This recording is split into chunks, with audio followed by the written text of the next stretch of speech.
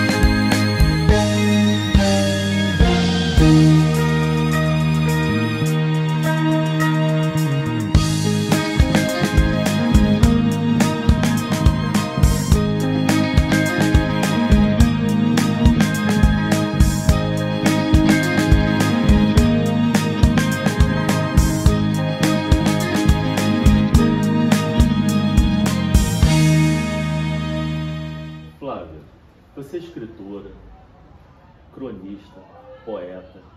Dentro dessas verves literárias, assim, o que veio primeiro para você? Eu posso dizer para você que primeiro veio a poesia. Não na escrita, mas no sentir. Para escrever, eu tive caderno de poema, enfim, caderno de poema, essas coisas de adolescente, quem não teve, Quem né? nunca, né? Mas quando eu comecei a pensar na escrita de maneira mais séria, foi pela via da crônica, né? Mas a poesia sempre esteve comigo, né? Eu sempre digo que, essa história eu já contei várias vezes, mas eu gosto de falar sobre isso. Quem me apresentou a poesia foi meu avô.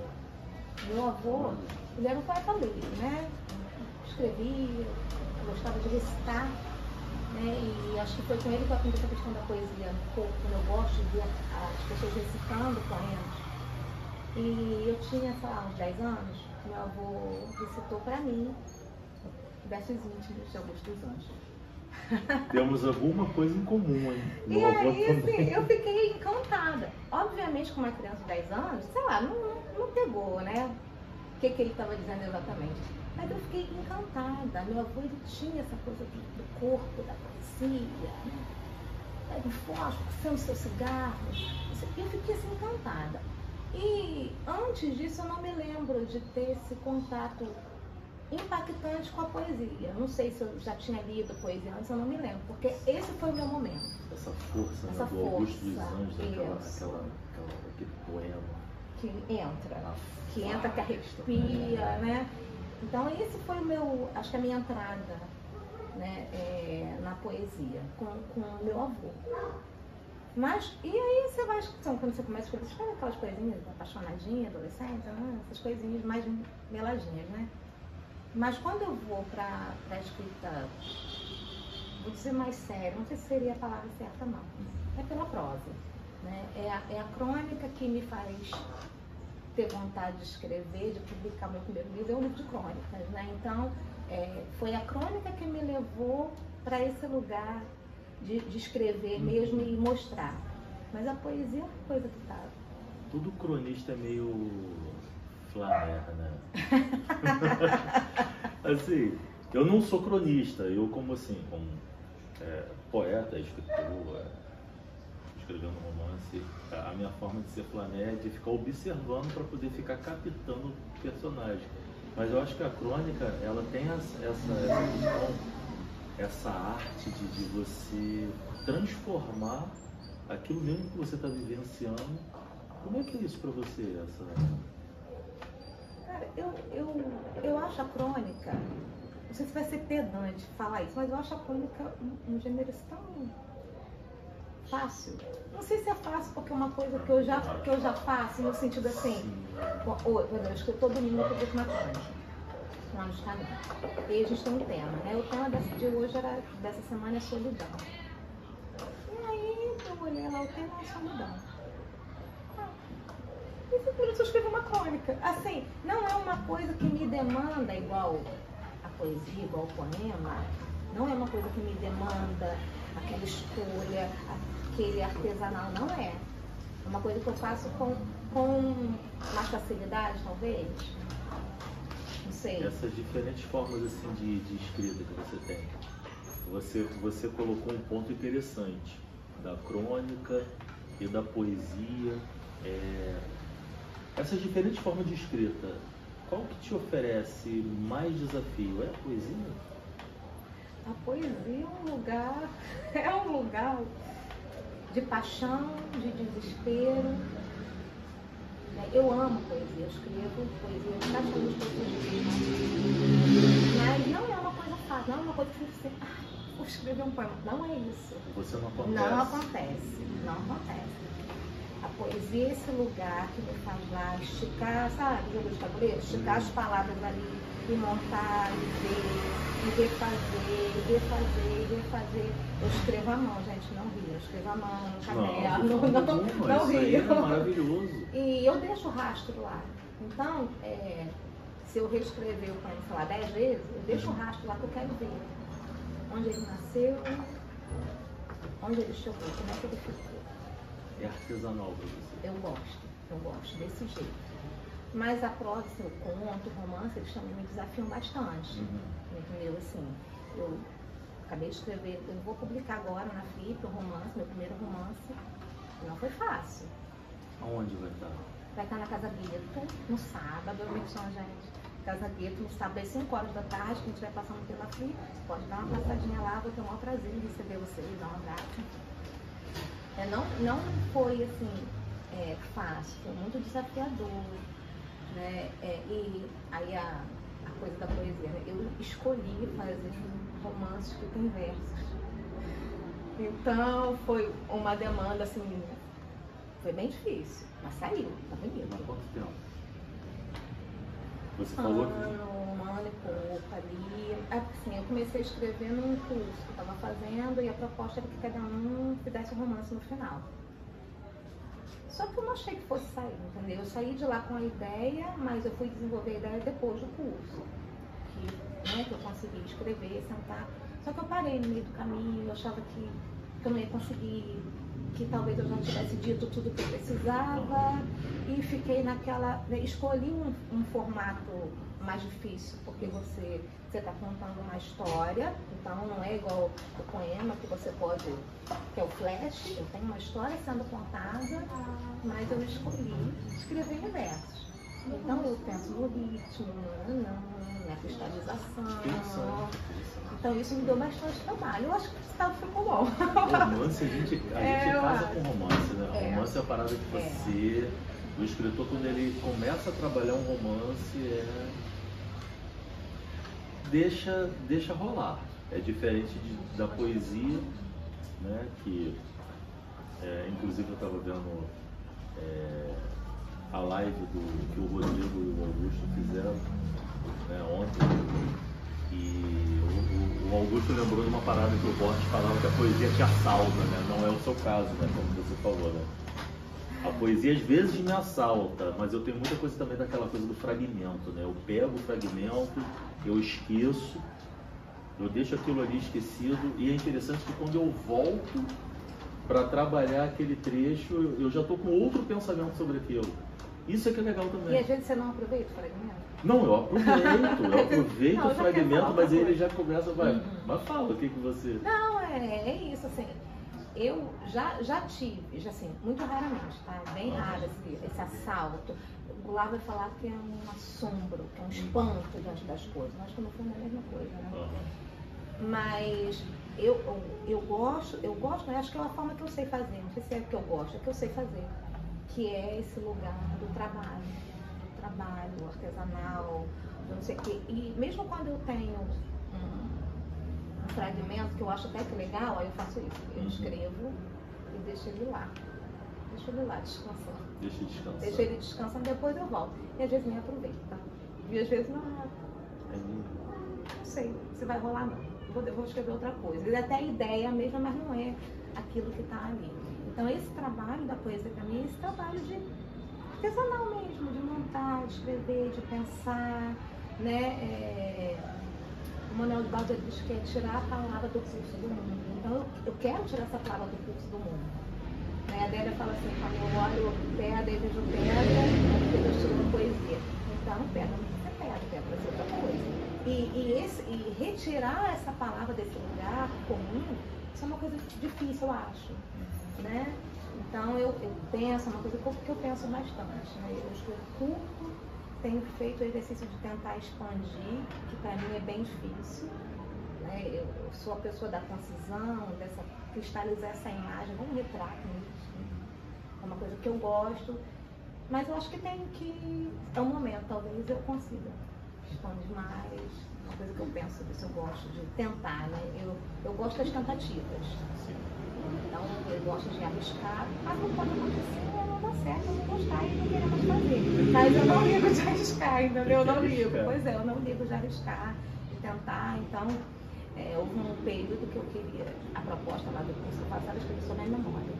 Fracassei miseravelmente. Eu achei todos os poemas horríveis, mas eu escrevi 30 poemas sobre memória. Eu não gostei. Eu achei que não era o lugar. Não é a forma que você, na verdade, pelo que você está falando, não é o seu modus operandi, digamos assim, né, de fazer poesia. O modus operandi é sempre o mesmo. Então, assim, se é sobre memória, se é sobre, sei lá, amor, se é sobre, sei lá, denúncia social, eu vou pegar as referências, o modus operandi é o mesmo. Só que o resultado eu não gostei. Eu não gostei do resultado. Entendeu? Quando eu... deixa isso pra lá. Fica lá no caderno. Tudo bem, ninguém precisa ler mesmo. Ninguém precisa ler mesmo, né? E o que eu gosto, eu boto pra frente. Link no Instagram, boto em livro. Mas o que eu não gosto, eu deixo lá. Então tudo bem, é uma tentativa. Escrever é correr esse risco, né? Acho que escrever é correr o risco. Fazer tentativas que nem sempre serão bem sucedidas. Até porque quando a gente coloca para o mundo já não é mais nosso. Né? Já não é mais nosso. E quantos livros? Flávia, diz aí, quantos livros? Você trouxe aqui quais os livros? Eu trouxe 3, né, os mais recentes. Então eu trouxe aqui o Acalante em La Menor, que eu publiquei em 2023, que foi pela Editora Mundo, um livro de contos. Esse aqui, né, o Deslocamento e Pouso, que é uma plaquete que eu fiz com 30 poemas. Eu publiquei no final do ano passado, por minha conta, né? Fiz uma produção independente, uma publicação. E em abril eu publiquei Uma Mulher Cabe no Poema, que é a última publicação. Eu achei interessante esse título, Uma Mulher Cabe no Poema. É assim, é uma provocação. O que te levou a escolher esse título? Então, eu gosto demais de Ferreira Goulart. E o poema dele, Não Há Vagas, é um poema que me acompanha muito. Né? Eu dei aula até o ano passado, fiz muitos projetos trabalhando com esse poema. E aí abri um concurso. E a Mel Renault, que é a pessoa com quem eu estudo, faço vários cursos, ela falou, por que você não quer escrever um material assim, dessa pesquisa do feminino que você está fazendo para mandar? Eu falei, pode ser. Ela falou assim, pega um poema ou um poeta desse que você gosta e faz um diálogo. Pronto, ela só falou isso pra ela, que vamos fazer um diálogo com o Goulart. E aí eu trago nessa questão, né? Uma mulher cabe no poema, dialogando com o preço do feijão, fazendo poema, e trabalho com as mulheridades, né? Então, uma mulher cabe no poema, é uma mulher preta, uma mulher gorda, uma mulher trans, uma mulher ribeirinha, uma mulher suicida, uma mulher louca, que cabe no poema, né? Então, essa reflexão de trazer essas vozes invisibilizadas para o lugar do protagonismo. Títulos bem evocativos, né? Eu achei interessante assim, Acalanto, deixa eu ver aqui sem cair de roubar tudo, Acalanto e Lá Menor. A gente tava falando ali nos bastidores, né? Aí você falou, sempre me faz essa pergunta, eu vou fazer essa pergunta. Assim, alguma música te acompanha? Tem uma música interna que te acompanha? Porque você tem os títulos que sempre tem essa evocação sobre a música, né? Eu tenho, voltando lá eu tenho, o primeiro livro foi o História de Memórias, aí o segundo livro é o Desalinho, Ensaios Poéticos, e o Canções para DGV, que é o terceiro livro. E aí, quando as pessoas perguntam, não tem uma música interna, mas eu sou uma pessoa que gosta muito de música, né? Já fiz aula de canto, já cantei, então a música já me acompanha. Você é cantora também? Não sou. Corta essa parte. Aí, não sou cantora, não, mas eu gosto de cantar. A pessoa fica se escondendo atrás do livro. Eu gosto de cantar. Na adolescência fiz aula de canto, cantava em casamento, 15 anos, lá, o que chamasse eu cantava. Mas aí parei com essa história, porque agora eu não quero mais cantar, agora eu não sou mais cantora, não. Mas eu gosto disso, então assim... Esse livro específico, A Talento Lá Menor, é o segundo conto que eu escrevi desse livro. Eu falo de uma história de uma mãe e um filho que gostavam de samba, gostavam de sambagem, da roda de samba. Mas quando eu escrevi o conto, eu achei que ele estava assim meio melancólico. Aí eu perguntei para o meu marido, falei assim, o que são os tons melancólicos? Ele falou assim, os tons melancólicos são os tons melancólicos. Por quê? Eu falei, porque eu acho que esse texto, se ele tivesse uma música, ele seria um tom melancólico assim. E aí, essa frase, né, veio, né, virou o nome do conto. Virou o nome do conto e virou o nome do livro. Então, não tem uma música interna, mas tem a música que me acompanha, né? Esse gosto pela música, né? E acho que para cada livro tem que as canções, os livros são canções também. Então, lá no Canções para DGV tem uma coisa mais, eu falo de champanhe, mas de desamor.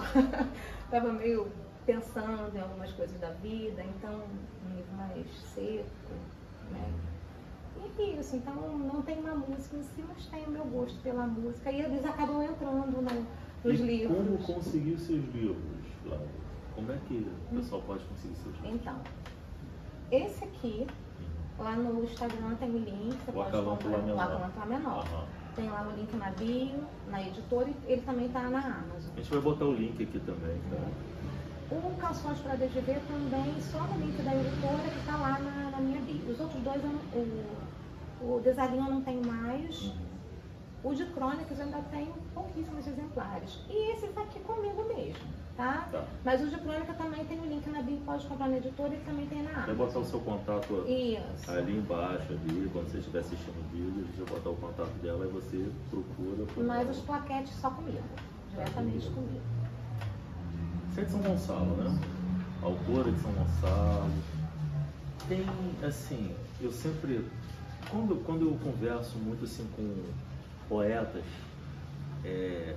porque São Gonçalo é a periferia, digamos assim, do grande acontecimento que é o Rio de Janeiro, que tudo acontece no Rio de Janeiro. São Gonçalo, Zona Norte, a gente sempre fala isso, que nós somos São Gonçalo é a periferia da periferia, porque a gente fica do outro lado da poça, né? As coisas acontecem do outro lado.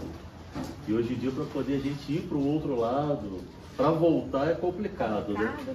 Vira abóbora, né? Acaba tudo quanto é meio de transporte, tudo.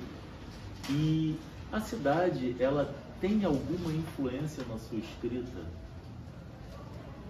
Então, eu acho que talvez tenha uma influência não consciente. Como eu moro aqui, eu dei aula aqui, eu moro na periferia da periferia da periferia, né? Então é natural que a fala, talvez a palavra, o jeito de olhar, de ver as coisas atravessem, né? Não é uma forma, eu vou escrever sobre São Gonçalo, como tem poetas que fazem, poetas, escritores que fazem essa questão de colocar a cidade no ali, território, marcar esse território na literatura. Não é o meu caso, mas sim, né, eu acredito, né, que tudo isso me atravessa.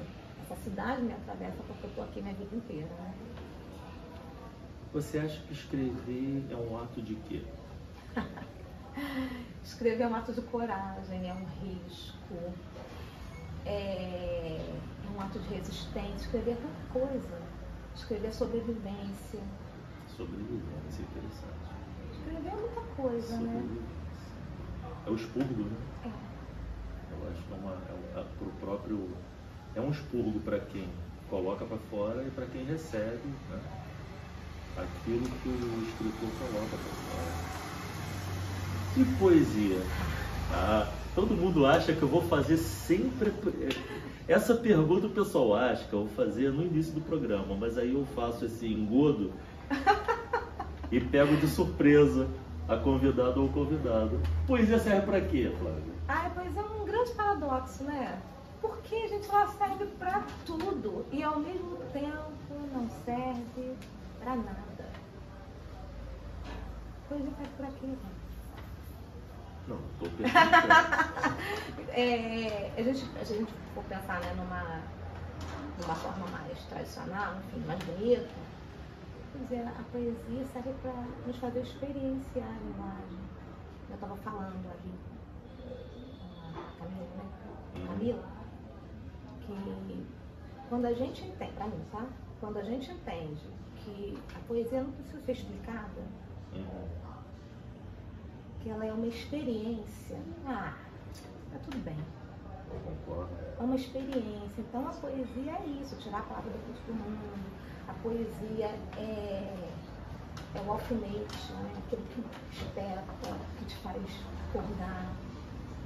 Mas ao mesmo tempo, qual o valor da poesia? A gente sabe que a poesia é um gênero pelo livro. A poesia é nichada. A gente lê coisa que gosta. Eu sempre falo aqui que é um gênero marginalizado, né? Dentro do...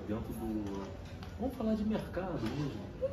Porque a arte é um produto. E assim, vou contar uma experiência que aconteceu comigo. Eu tenho 2 livros, né? Antes do Acalanto, eu tinha publicado 2 livros de poemas, né?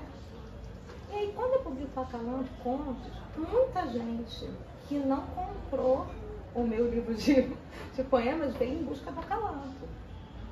Aí eu falo, não gosto de poesia, eu gosto de prosa. Eu gosto de texto. Poesia não é texto. Eu gosto de texto, não, poesia é texto. Mas enfim. E aí eu fui percebendo isso, né? Como as pessoas, assim, porque a gente que está no meio da poesia, a gente acha, né?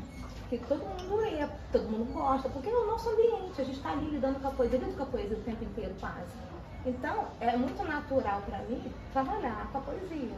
E quando alguém fala assim, eu não gosto de poesia, me dá até um negócio dentro, dá um negócio, mas vou fazer o quê, né? Não irritem os poetas, vocês têm que ler poesia. Tem que ler. E aí, na experiência da escola, né? Na escola a gente tem a malandragem, né?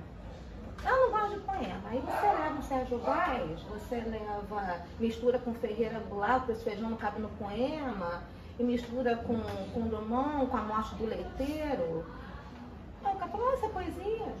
É muito legal também, eu já participei de um projeto de trabalhar letras de música. Ah, né? sempre adoro. Aí você leva Racionais MC, aí você leva Gabriel Pensador, aí você leva a linguagem. Gabriel Pensador, eu acho que assim, porque esse projeto é antigo, né? Tem gente, assim, Racionais ainda é vivo, né? Interessante, né? O poder que tem, assim, a obra do Racionais MC. Aí você leva, e hoje tem muito forte também a linguagem do slam. Sim, né? eu levo O slam é muito forte para poder manter essa linguagem da poesia viva, né? E isso está ganhando território, eu acho maravilhoso. Eu acho maravilhoso. maravilhoso. O movimento hip hop, o entendeu? rap, né? Então, assim, essa coisa das pessoas falarem que não gostam de poesia, elas ouvem música e cantam, né? Uhum. Aquelas letras que são poesias, são poemas. Exatamente. Né?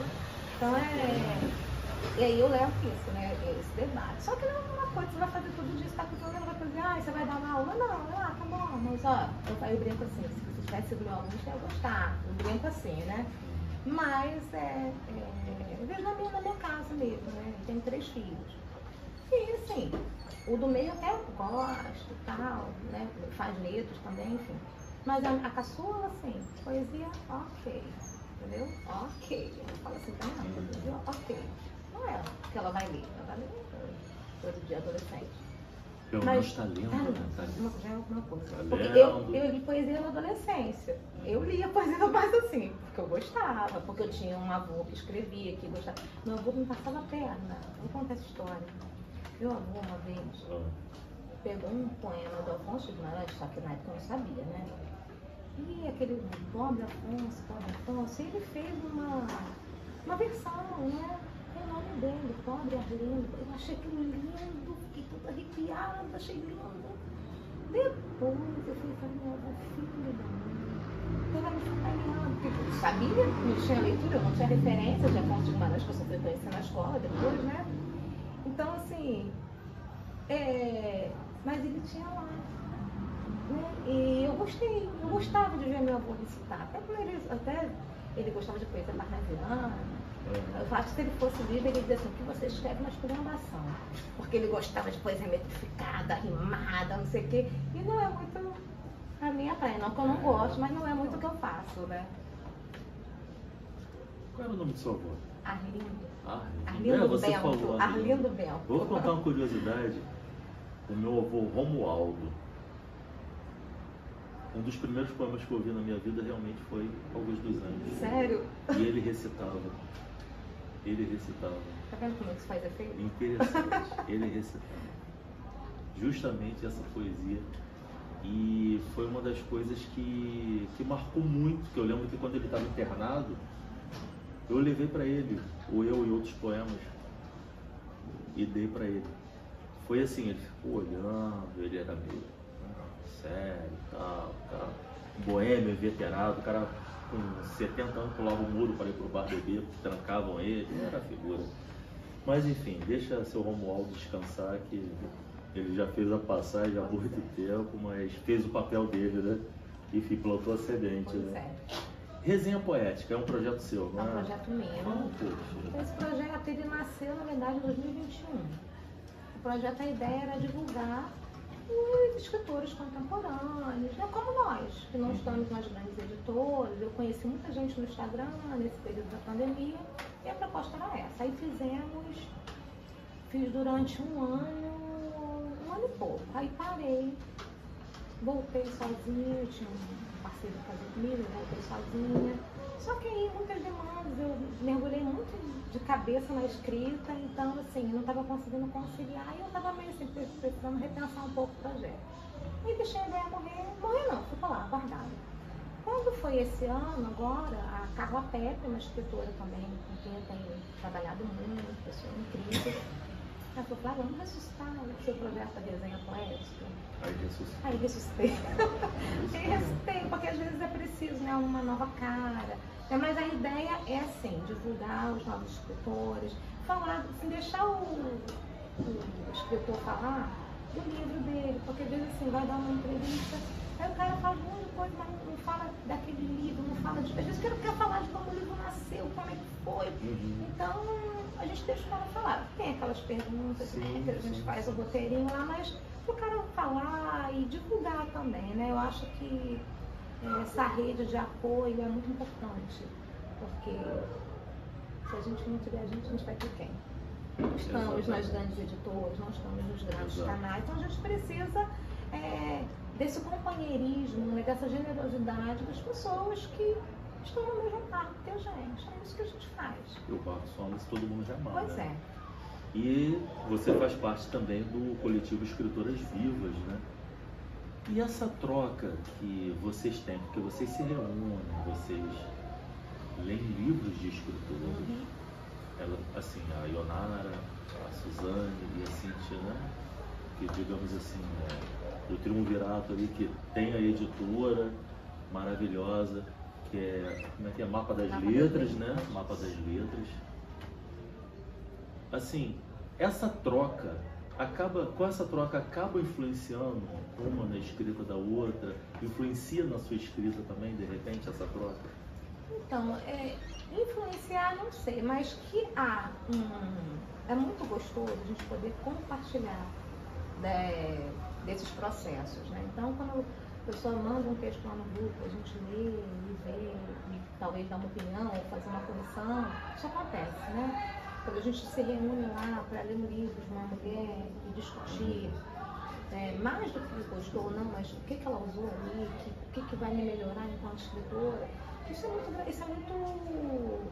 muito forte, isso nos ensina muito, né? Então, de alguma maneira, vocês podem dizer, eu tenho uma influência, mas acaba tendo. Eu acho que resvala ali. Você vai visitando, isso, vai visitar. O lado do Instituto que entra fica, então vai entrando, vai tendo ali, vai sedimentando ali, eu acredito nisso também, sabe? Tudo que a gente consome enquanto literatura vai sedimentando o espaço, um arcabouço literário ali dentro de você. Eu fiz essa pergunta porque quando eu estou trabalhando prosa, eu até, vamos lá, estou escrevendo um romance, eu parei o romance, vou voltar a escrever agora, e eu paro de ler romances. Aí eu vou ler outras coisas, vou ler biografia, vou ler quadrinhos, porque eu acabo sofrendo esse mimetismo, entendeu? Aí eu acabo meio que aglomerando técnica, entendeu? Do que eu tô lendo, então eu prefiro deixar quieto. Do mesmo gênero, eu gosto. Eu prefiro deixar quieto, né? Para poder eu ficar ali com o meu particular e desenvolver a minha forma, né?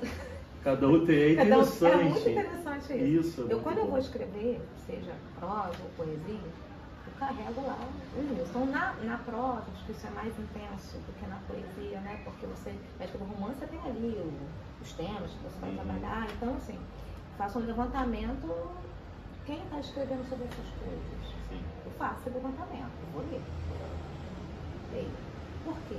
Eu quero entender como é que funciona. E às vezes, nem é assim, quando eu estava escrevendo um livro que eu escrevi, mas que não sei se um livro vai ser publicado, e ele é um livro fragmentado. E aí eu peguei um livro de um autor contemporâneo que não tem nada a ver com o que eu escrevo, nada a ver, mas para entender o formato, a técnica, a narrativa, esse jeito de escrever fragmentado. Eu gosto de fazer isso para entender. Eu sou uma pessoa do visual, eu preciso ver, experienciar e aí analisar como é que eu vou colocar, como é que eu vou fazer o meu. Né? Então eu gosto de ler muita coisa, então eu leio uma loucura, gente. Eu leio milhões de coisas ao mesmo tempo. É uma loucura. Já que você está falando de ler, você gostaria de ler uma poesia pra gente? Eu gostaria. Eu vou ler, eu separei algumas, tá? Fica à vontade. Aqui, nesse Uma Mulher Cai em Poema, ele é um texto longo, com esses fragmentos dessas mulheridades. Eu escolhi para ler aqui a parte que eu falo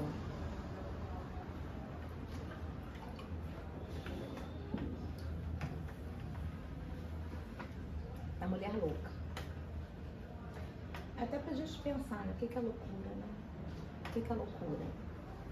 Tem um livro que eu li recentemente que fala o perigo de estar lúcida. O que é loucura? Uma mulher louca não cabe no pano. Ela, trancada no sanatório, no manicômio, no presídio, no quarto, no consultório, histérica, delirante. Ela, desvairada, vai ser dopada, apagada, esquecida, sem vida, sem saída, sem tino, sem destino. Ela que grita, que geme, que cansa, não toca, não dança, não canta, não dorme, não morre, ela é dura. Ela, inconsciente, sem lápis, sem espelho, sem pente, sem pertences. Ela, auscultada, prescutada, mutilada, deitada, amarrada. Ela, vazia, partida, mastigada, acocorada num canto, abandonada.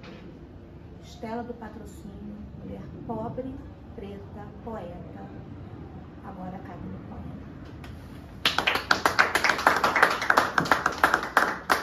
Forte, hein? Forte. Nesses seus projetos que você participa, o seu, com os escritores, qual é o maior desafio para você?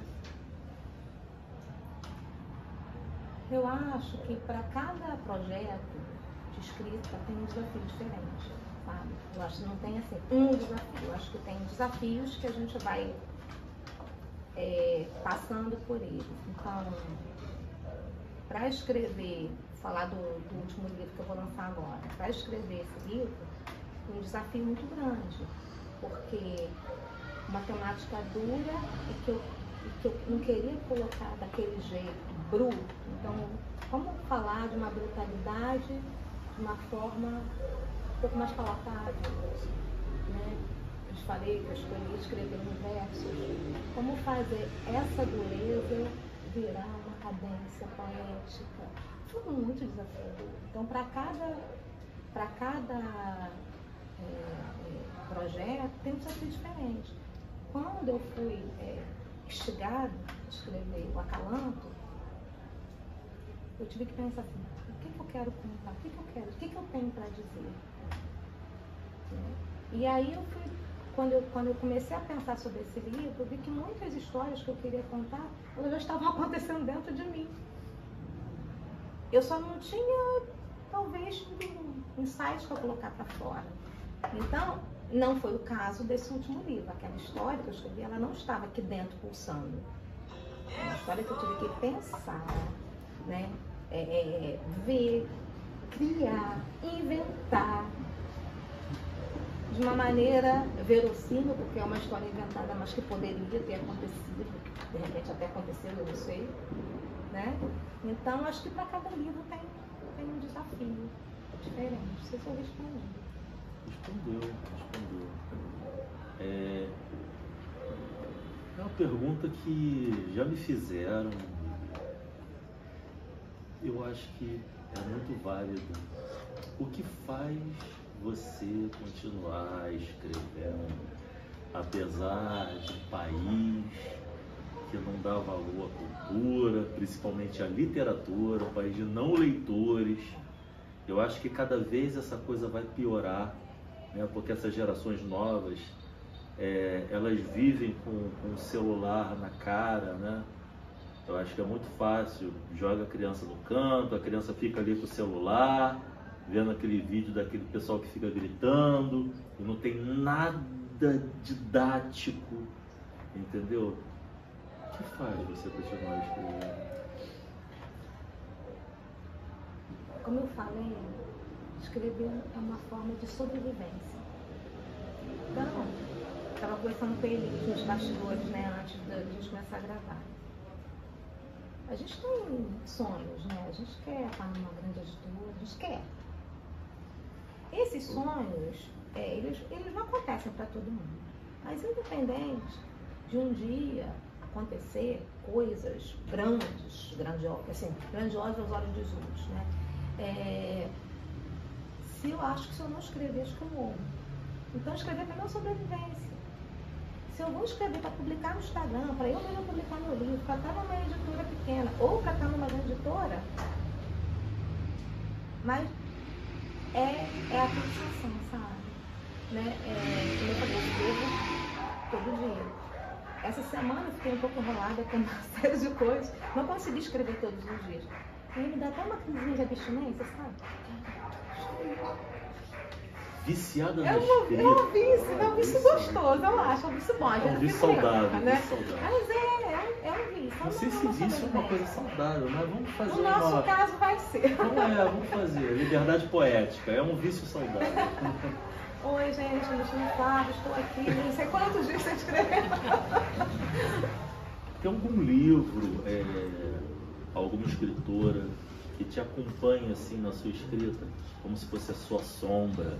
Todo mundo tem essa coisa, né? A sua sombra, aquele fantasma gentil que vai te influenciando ou te inspirando. Eu tenho algumas sombras. Eu estava falando com ele antes da gente conversar. Tem os livros que ficam na minha cabeceira, que são livros que me acompanham diariamente mesmo.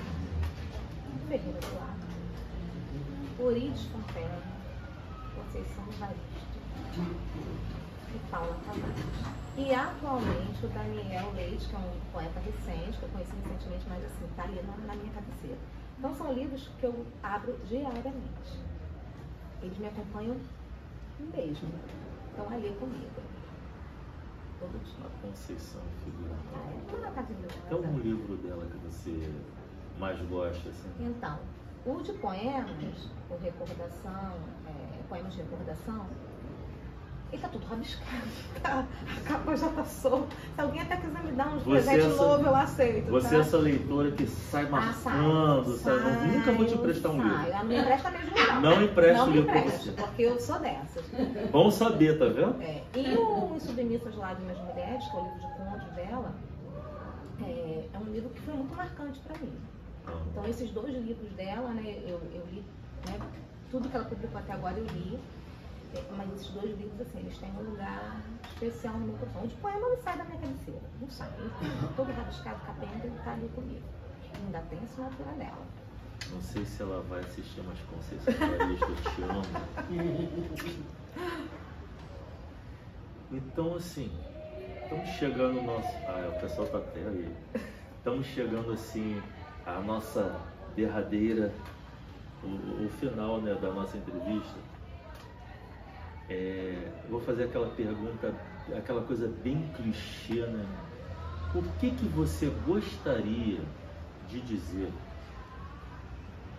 para quem está chegando na literatura, começando a escrever, né? O recado que você gostaria de dar para quem está começando a escrever e para quem está querendo desistir de escrever? Porque eu acho que tem essa coisa também, né? Bom, então, essa pergunta, o outro Rômulo da Miscelânea, sim, já me fez. Então, eu acho que para quem quer escrever, para mim, gente, não existe um escritor que não seja um leitor. Ponto. Não. Então, se você quer escrever, leia de tudo. Leia dos que diferentes, aqueles que vão te acompanhar, que vão estar na sua cabeceira. Então, eu acho que isso é fundamental. Você ser um leitor. E não necessariamente ler primeiro para escrever, porque assim, para mim tá tudo junto, tá? A gente lê, escreve, eu posso botar tudo no bolo. Eu não sou essa pessoa que primeiro eu vou ler, depois eu vou escrever. Funciono igual o liquidificador, sabe? É tudo junto. Eu funciono assim, é muito doido, mas eu jogo tudo e vai fazendo. E se alguém quer desistir, eu acho que todo mundo que lida com a escrita, você trabalha com escrita há mais tempo do que eu. Olha só. Mais tempo do que eu, porque eu te conheço da noite na noite na taverna. Nessa época eu não escrevia, gente. Então, eu escrevia assim, né? Eu sou um jovem. Então, pronto, falei. E aí, assim, eu acho que eu nunca tive vontade de parar de escrever, mas tem muitos momentos de reflexão, como a gente estava conversando. Você está num país que ninguém valoriza a literatura, ninguém não, né? Mas assim, a literatura não é valorizada.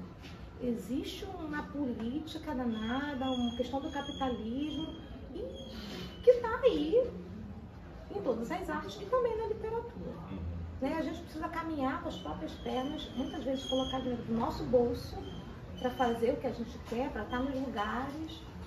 É isso, é triste. Tem um escritor chamado Cantor, ele fala assim, a literatura é ingrata. Ela rouba o seu tempo, ela te tira da sua família, ela te consome e você continua fazendo literatura. É uma arte solitária, né? Você precisa estar só para poder produzir. Né? Então, assim, eu acho que quem foi mordido por esse bicho da literatura, de escrever, vai ter momentos de reflexão, mas não vai desistir. Você foi. Nós fomos. Nós fomos. Não vai. Você vai ficar chateado, vai ficar bolado. Caramba, como é que a pessoa... Ai, vou falar, se não gostar, vocês cortam, hein, gente? Assim, o cara bota lá um café em cima da mesa, o sol nascendo na janela, é um poema. Aí você fica lá, batalhando o poema, fazendo um negócio decente, bonitinho, com múltiplas camadas, com verticalização, com cristalização de imagem. E o cara que escreveu a canequinha de café em cima da mesa, ele vende milhões. Não falando cara, mas não tô dando nome a ninguém não, tá? Tô só falando assim. E aí, nessas horas eu penso, caramba, que eu levo a literatura tão a sério? Porque não é sério. Se isso vai vender muito, enquanto tem um montão de escritor reunido aqui no terraço, um monte de coisa maravilhosa, que as pessoas não conhecem. Então nessas horas me dá aquela bad, Sim. Mas depois a bad vai embora, vamos escrever, porque a vida é assim, vamos escrever. Então tem esses momentos, entendeu? Tem esses momentos de crise. Vai, você é uma oração bonita. Cara, não é nem, desculpa, mas isso não é nem um aforismo. Aí isso me mata, sabe? Isso me deixa mal. Aí depois eu deixo isso pra lá, porque o que o outro faz é problema do outro. O que eu faço, o que eu quero. Eu não quero escrever você uma oração bonita, eu quero escrever o que eu escrevo. Então, assim, muito consciente do que eu quero escrever. Ainda que talvez eu não seja lida por milhões, mas eu seja lida por 100 pessoas. E olha lá, show.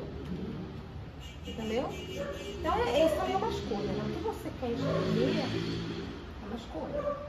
Sim. Também. É isso. Não desista não, gente. Quando eu tô desistindo, você não vai desistir, vai ficar tudo bem. Eu vou ver. Alguém pediu Zé Delivery aí? Guarda uma cerveja pra mim, cara. Gente, Flávia Joyce, eu quero agradecer muito a sua presença. Assim, você ter aceito esse convite. E procure o trabalho da Flávia. Calma, tô chegando, cara, calma. Procure um trabalho da Flávia, a gente vai deixar aqui os links, tá bom? E é isso, pessoal. Obrigado. Eu posso ler um poema para acabar? Ah, deixa eu ler um poema. Segura, calma. Segura, não acaba agora Segura. não. Deixa eu ler um poema para acabar. O poema que eu gosto desse livrinho aqui, ó. Esse livro aqui. Arranho voraz a pele da palavra. Escrevo com a brutalidade dos amantes consumidos por encantamento e desespero. Nossa!